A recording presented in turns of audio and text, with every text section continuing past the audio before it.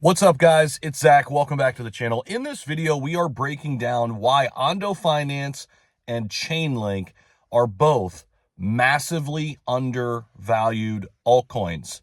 And I'm giving you all the blueprint for front running the big money, selecting the right altcoins. This is going to be crucial right now in this market, guys. Let's just jump right into it. All right. And if you haven't yet subscribed to the channel, make sure you guys do so. These two altcoins are sitting here at the center of a real-world asset explosion. The tokenized narrative and the institutional takeover of crypto, guys, is here. And retail, I feel as if, is sleeping at the wheel. But let's get into why there's this massive opportunity. So, ONDO, BlackRock, tokenized treasuries, that's where you have to start when you start with ONDO. It's the purest play on tokenized treasuries. It's basically the front end of tokenized US Treasury revolution. And think of it like the Coinbase of tokenized assets, tokenized bonds, tokenized equities. Institutions want yield, guys. They want yield. They want to earn passive income. Crypto rails offer this through their 24/7 borderless settlements. ONDO sits right between both worlds. Yet ONDO's market cap is tiny, tiny, tiny compared to where it could be and should be. BlackRock already literally copied ONDO's model with their BIDL fund. It follows the same structure that ONDO pioneered earlier. And instead of competing, ONDO now integrates directly with BlackRock's ecosystem, meaning exposure to ONDO is basically exposure to the institutional adoption wave itself and BlackRock. ONDO's building the assets, USDY, the infrastructure with the ONDO bridge, and the distribution, over 50 integrations across chains already. Retail hasn't caught up to how big RWA is going to be. And institutions have.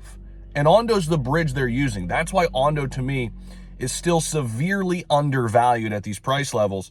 It's all about selecting the right altcoins right now. Now, Chainlink is literally the infrastructure for so many things. Tokenization of assets like treasuries, real estate, commodities, carbon credits, funds, private equity, all require what? Trusted data and cross-chain settlement. That's what Chainlink provides through oracles, through proof of reserve, through their CCIP, their cross-chain messaging standard. This is why literally every major RWA project touches Chainlink somewhere in its stack. Chainlink is everywhere. CCIP is becoming the standard for institutions. This is the big one.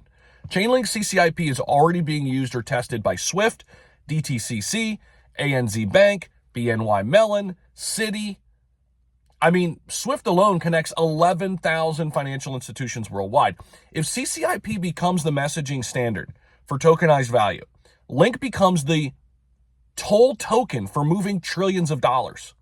Link has not priced in its institutional narrative at all. They haven't priced in enterprise adoption, cross-chain settlement fees, RWA integrations, global finance messaging, bank-grade infrastructure, the move to fee-generating model. Link's circulating supply emissions are at their lowest point ever. This is the perfect setup for a supply shock when it comes to demand for Chainlink.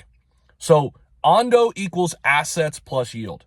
ONDO's the front end, Chainlink is the back end, and they're both solving different parts of the same trillion-dollar transformation, and that is the tokenization of real-world assets. So if you guys are not paying attention to the RWA narrative, it is one of, if not the most dominant theme right now at the end of 2025 and into 2026. And it's looking like it will be this way. These two tokens are massively undervalued considering where their market caps are today.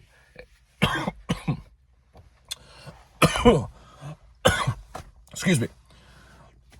And where we are currently. So, losing my voice here. With that being said, pay attention to where the plays are in this market that are connecting the institutions. ONDO and Chainlink, two of the biggest out there. Appreciate you guys for watching. Don't forget to like, comment, subscribe down below. We'll see you guys in the next one. Peace out.